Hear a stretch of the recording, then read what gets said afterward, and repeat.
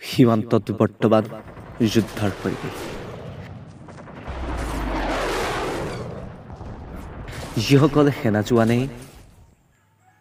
ঘৰলৈ ছুটীত আহিছিল, সেইসকল সেনা জোৱানৰ ছুটী কৰ্তন কৰি সীমান্তলৈ মাতিছে। আৰু তেনে এজন জোৱানৰ বিশেষ চিঠি মাতৃলৈ ছুটীত ঘৰলৈ আহোঁতে দুপৰ নিশা মাতৃক অকলেই শয়ন কক্ষত এৰি পুত্ৰই ঢাপলি মেলিছে সীমান্তলৈ। আৰু পুত্ৰই মাতৃৰ হকে লিখি গৈছে এখন বিশেষ চিঠি, যিখন চিঠিত লিখা প্ৰত্যেকটো শব্দই আপোনালোকৰ হৃদয় চুকাৰি যাব। আহকচোন আৰম্ভ কৰোঁ আজিৰ এই বিশেষ চিঠিখন।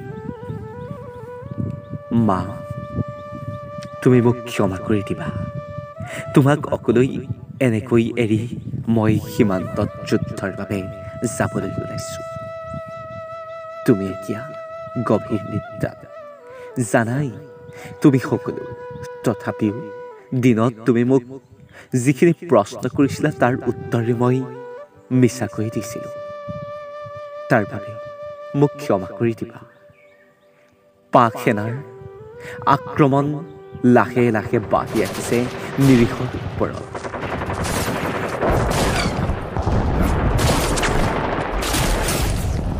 ভীৰু পাকিস্তানে সীমান্তত আক্ৰমণ কৰিছেহি আমাৰ নিৰীহৰ ওপৰত। তুমি মোক বাৰে বাৰে দিনত প্ৰশ্ন কৰিছিলা, তোৰ ছুটী কৰ্তন কৰিছে নেকি?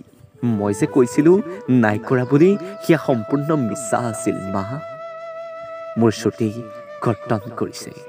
মই কালিলৈকে জইন কৰিব লাগিব। তোমাক মই ক'ব নোৱাৰোঁ, কাৰণ যোৱাৰ পৰত তোমাৰ চকু পানীবোৰে মোক যোৱাৰ পৰা দুৰ্বল কৰি তুলিব। কিন্তু তুমিতো জানাই, তোমাৰ পুত্ৰ যে দেশৰ এজন জোৱান। দেশৰ নামত সৌ তাহানিতেই জীৱন উচৰ্গা কৰি থৈছোঁ। দেশ মাতৃৰ চকু পানীবোৰ সহ্য কৰিব নোৱাৰোঁ। পুৱালৈ মই ৰৈও থাকিব নোৱাৰোঁ। পাক সৈন্যৰ আক্ৰমণ লাহে লাহে বাঢ়ি আহিছে। মা, মই আৰু দেৰি নকৰোঁ। অহাবাৰ ছুটীত আহিলে তুমি মোৰ বাবে পচন্দ কৰা তোমাৰ বোৱাৰীজনীক ঘৰলৈ লৈ আহিম। মোক আৰু বেয়া নাপাবা, যোৱাৰ পৰত তোমাৰ চৰণত সেৱাও নিবেদিব নোৱাৰিলোঁ। পুৱা তুমি মোৰ বাবে উচুপি নাথাকিবা। যুদ্ধ শেষ হ'লেই ঘৰলৈ আকৌ আহিম। কালিলৈ দেউতাৰ আদ্য শ্ৰাদ্ধ।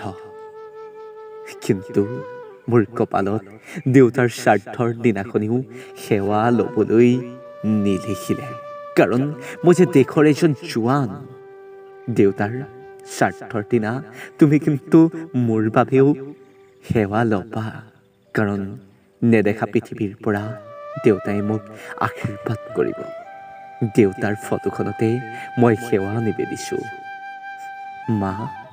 মা, তুমি আৰু মোৰ বাবে উচুপি নৰবা, কাৰণ যুদ্ধ শেষ হ'লেই মই তোমাৰ বাবে ঘৰলৈ আহিম আৰু তোমাৰ লগত হেঁপাহ পলুৱাই দিনবোৰ কটাম। এতিয়া দেশ মাতৃৰ সেৱা কৰোঁগৈ। মোক এনেকৈ যোৱাৰ বাবে বেয়া নাপাবা। অহাবাৰ অলপ সোনকালেই আহিম ছুটী লৈ তোমাৰ বাবে। মা, কথা এটা কওঁ, তুমি কিন্তু উচপি নুঠিবা। যদিহে মই যুদ্ধত প্ৰাণ ত্যাগ দিওঁ, তেতিয়া কিন্তু তুমি মোৰ কফিনত মোৰ ধুৱাই চকুলো নুবুৱাবা, কাৰণ মোৰ আত্মাই ক্ষমা কৰিব নোৱাৰিব। শেষ পৰ্যায়ত তোমাৰ মুখখন মই নেদেখাকৈ যে গুচি যাব লাগিব। মা, তুমি শুনা, যেতিয়া মই এই দেশৰ পৰা এই জীৱন ত্যাগ কৰিম, যেতিয়া সৈন্যৰ হাতত মই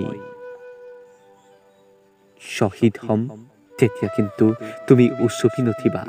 মাথো তুমি ত্ৰিৰংগাখন সৌ গগনলৈ উৰুৱাই দি ক'বা, মোৰ পুত্ৰ দেশৰ হকে প্ৰাণ দিলে। মা, অহাবাৰ ছুটীত আহোঁতে তোমাৰ বাবে অলপ সোনকালে আহিম। মা, মোক আৰু বেয়া নাপাবা, মই যাওঁ, কাৰণ সীমান্তত পাক সৈন্যৰ আক্ৰমণ লাহে লাহে বাঢ়ি আহিছিল।